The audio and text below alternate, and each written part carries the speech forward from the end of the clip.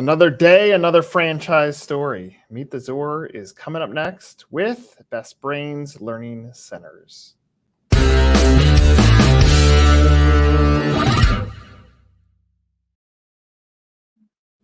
right, Elanor, the franchise journey is always interesting to me. So question one, and this is how we always kick it off, but how did you accidentally fall into franchising? I think accidentally is pretty much the perfect word to describe it, Nick.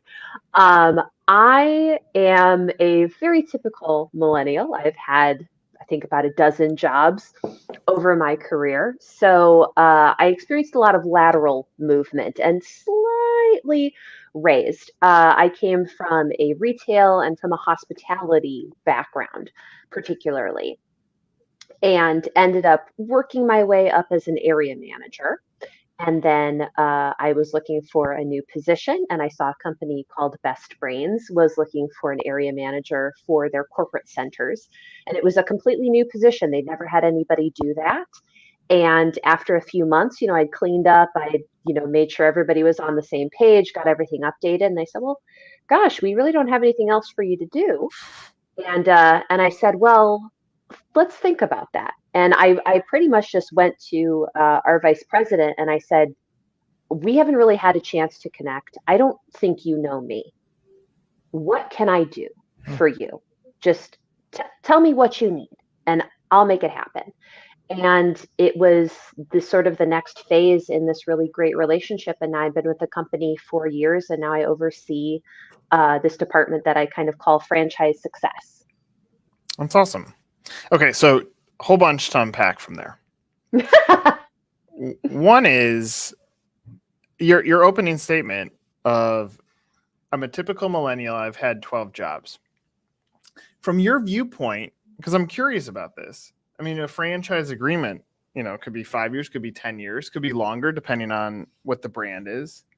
Do you think that changes over time based on that statement and the definition of a business owner evolves? Or do you think part of going through the journey of having 12 jobs to land on one that's a little bit more sticky, it's just about maybe it takes people longer to figure out what they want and they're unapologetic when it doesn't align? Like, what's your take on that? Yeah, I think you are right. And I think the generation who's coming up behind me, I'm so impressed with because they sort of saw the struggles that, their older brothers and sisters and cousins were having, not being able to get a foothold necessarily or being turned over very quickly. And they kind of entered the workforce with that mindset of, well, if I'm not going to be able to stay potentially, why don't I be the one who's doing the lily padding? And I think it's all mindset. So you can be with a company for 30 years. I still think that's possible in this business, in any business in this country, to be with a company for 40 years, do great work, leave with your gold watch, whatever. But it's becoming increasingly less optional. So being able to recognize that you are in control and say, okay, I'm going to choose to make the moves. I'm going to choose when to go. I'm going to collect experiences, which will then build this sort of mountain that I'm creating to go higher and higher. I think that the Gen Z and the younger millennials are much better at doing that. I'd say I've embraced it now. I'd say now I can do it. But yeah, for my early 20s, it did not feel that way. It felt like I was trying to build on top of shifting sands. It's interesting. I mean, like, candidly, I haven't had a job outside of working for myself for 15 years. So I'm definitely out of touch with the process of looking for a job. Now, if I look at the history of our company, we always start with what would a long-term relationship be. But if I also look at the history of our company in a transparent lens, it's like we've had plenty of turnover. And why does that happen? And how do you fix that? And I think that's important, not just for our company to continue to try to fight through that, but also for a franchisor to figure out how do you make a business that's sticky so your franchisees stay committed, because ultimately commitments from franchisee success ends up creating franchisor success. And that's probably a topic that hasn't been defined, because most franchisors rule with an iron fist and say, you will do it my way. You've bought into my business, which I don't think they're wrong for that mentality. But you can see when the employer does it in a traditional employee world, you say, I'm going to rule this with an iron fist. The employee goes, screw you, I quit. And so there's going to have to be some sort of evolution here. I don't know what it is, but based on your opening statement, based on our experience, and now where you lie, like something's going to have to give in some area of franchising. Absolutely. The franchisee-franchisor relationship has always been contentious in a way, because they're not your employee. You are under contract. They're not your friend, but they do directly contribute to your success. You are as much their employer as they are your employer. Yeah. Either you're both are or you're nothing. And I think kind of embracing that duality is what makes a good relationship. You have to at least acknowledge that, like, yeah, you pay my salary and I tell you what to do. And if we could just get over that, then we can have a grand old time. I think a lot of franchisees forget very quickly that they chose you as a brand for a reason, right? Because it becomes their business. And then all of a sudden we lose the beauty of the relationship, which is because you came to me with a dream and I gave you a roadmap. So I think there are some companies, I'm sure, that do this well. And I think at a certain point it becomes relationships, because if your franchisee doesn't trust you as an FBR or an FBC, sorry, you're never going to get anywhere with them. And it will be a fight, and it will be contentious to the end. And quite frankly, I think most franchisors don't have the structure maybe to make it as much of a relationship. And I think the ones that are the most successful are the ones that prioritize the relationship. Yeah, totally. It's absolutely, yeah. The ones that care about the true support of a franchisee, and here's the crazy side of it. Like, even though the blueprint is very clear, you care about the franchisee, you give them the support, their sales go up, you make more money. Like, it's a very simplistic thing, but we don't always follow that pathway, Exactly. Yeah. We have a tendency to make things complicated. And I think because so many more people are coming from the world of corporate America, they're leaving corporate America to enter into a franchise. So you're bringing with you all of that baggage of, well, I'm going to take an extra 5-minute break and I'm not going to tell my boss. Or we have this side Slack chat that we don't tell the higher ups about. So they're coming at it already from a combative perspective, because they're still thinking of the Zor as their boss. Yeah. It's like, no, you're your boss. We're just providing the instructions that you need to be a good boss. So you have these perspectives, and for clarity, franchise success, are you doing franchise development, or are you doing like coaching for franchisees? So my department honestly is both. Okay. Just given the nature and our business as Best Brains, we have seen tremendous change and growth in an internal level over the past decade that we have been franchising. So quite frankly, our corporate team has, I think, doubled or tripled in the past 2 or 3 years. We have a lot more hands doing a lot more things. So we didn't really have a formal Fran Dev and Ops departments doing everything. And because we are a curriculum-based franchise, our curriculum lead is just as much an operational manager or director of operations as I am, because she's creating the curriculum, she's creating the routine, she's creating the business. And then it's up to my department to enforce it. So I love the umbrella of franchise success, because it's my department they're the first person you talk to when you first put in that application. And if you decide to leave the business, or now you have 3 centers and you want to sell one off, I'm the last person you talk to. I'm the one, not me personally necessarily, but we're the one who's sending you that, mutual termination agreement. We're guiding you through that entire life cycle of your business. And I think that it eliminates a lot of the friction that I've heard from other Zors, the friction that exists between Fran Dev and Ops. It doesn't work for every business. Maybe it won't work for us forever, but at least for now, it does work. So a few more things from a framing standpoint. Then I have another question for you. But number of how many units do you guys have? We have, I think, 154 either open or just about to open, Okay. and then a couple dozen more in development. And what's the cost to get in? So in the US, we estimate it to be between about 55 and 118,000 Okay. USD, and that assumes your first 3 months of operating costs. I literally just did the Canadian conversion maybe 30 minutes ago, and I Mhm. completely forgot what it was. Oh, that's funny. So just times Yeah, 0.133, and right, that's going to right, be your right. CAD. And are you reporting average unit volume? Pardon? Are you reporting average unit volume sales per location in your item Oh, 19? gotcha. No, our I-19 is blank, unfortunately. I mean, it's not That's right. blank. We say, we just don't give that number out. The main reason we do, honestly, is because Best Brains is a part-time business. So it really is kind of apples to oranges. We have some locations that, they make a couple thousand or less, profit each month, and that's what they're content with. And then we have some centers that have, 300 plus students and they want 100 more. Yeah, right, So to aggregate that data it's not going to give you the real story. right.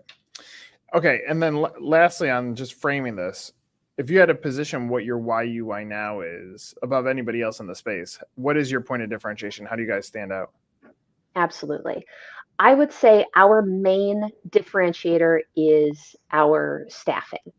So Best Brains employs real state certified teachers who teach the math and English programs. And then we hire qualified individuals to teach our abacus and coding. All of those programs are standard. You walk into any Best Brains location, you ask for math, English, abacus, and coding, they'll have them.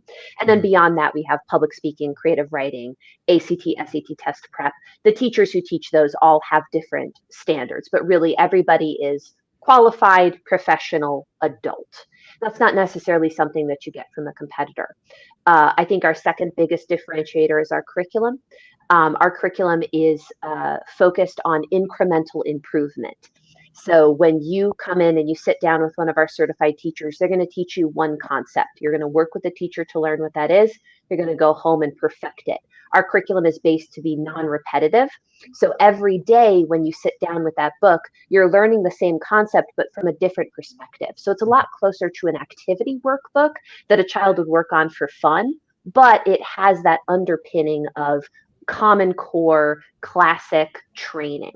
So you're engaged, you're excited to work with it, you're perfecting your understanding of the concept with the daily homework, and then you're coming in and learning a new concept. So being able to master one concept at a time really helps contribute to a student's confidence and their ability to tackle new ideas and to feel that they can understand a new idea and not just give up right away.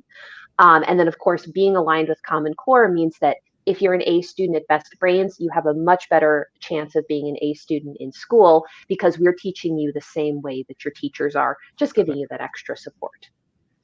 You know, it's interesting, and I'm thinking back to some of your opening statements. Even like you take this job, they're like, all right, you've done everything.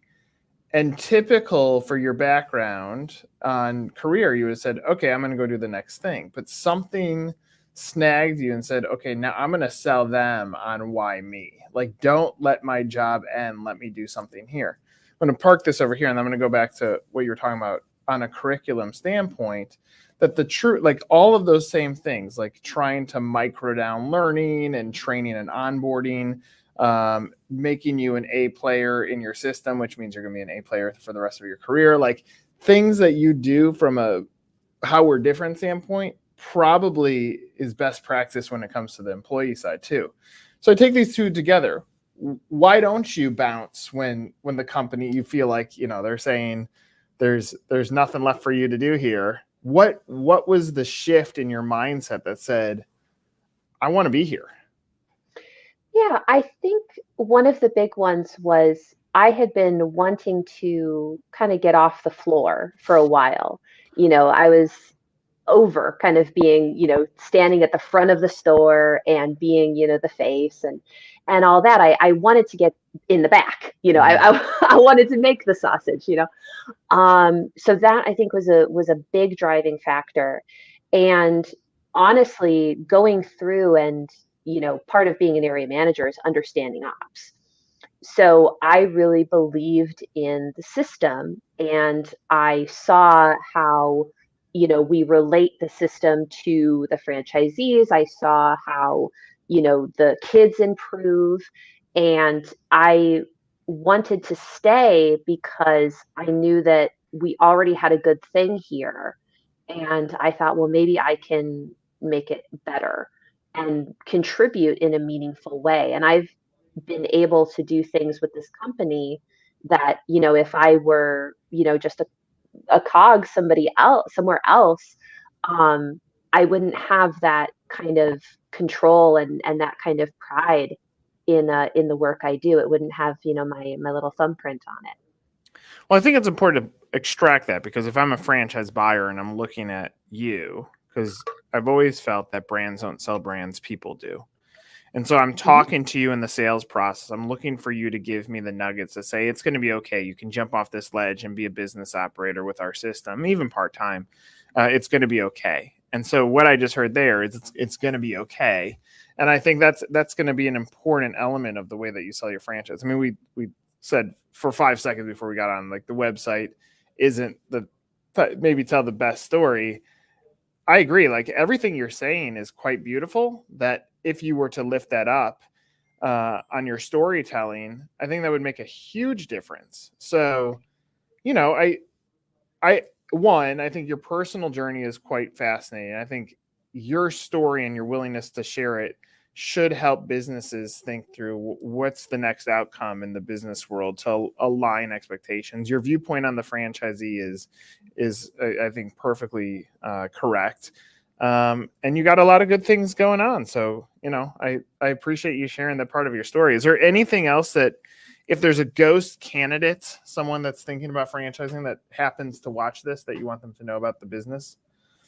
Absolutely. I think the main thing, and I don't consider myself a salesperson. I tell people that on the phone when I interview them. My job is not here. I'm not here to sell you on Best Brains. I'm here to make sure that you know what our values are. You know what the deal is. And if Mm. that matches what you're looking for, then we can move forward together. My job is to match make more than it is to sell. So I think that ghost candidate, that perfect candidate, you don't necessarily have to have an education background. You don't even necessarily have to have a business background. Of course, that does help. You have to believe in the concept of incremental improvement. You have to believe that attracting talent and quality in the instructors into your center is what's going to lead to success. Mm. And you have to be willing to roll up your sleeves a little bit. Unfortunately, our business is not a set it and forget it investment. Our owners are the administrators. They're the ones who are in the center, greeting parents, talking with the teachers. They're not necessarily teaching the classes, but they're the ones who are overseeing all operations. They're there every day answering the calls. Sometimes, into the evening, it's evenings and weekends. So you need to believe in it enough to be able to give that part of your time to the business because you're contributing directly to the success of kids in your local community.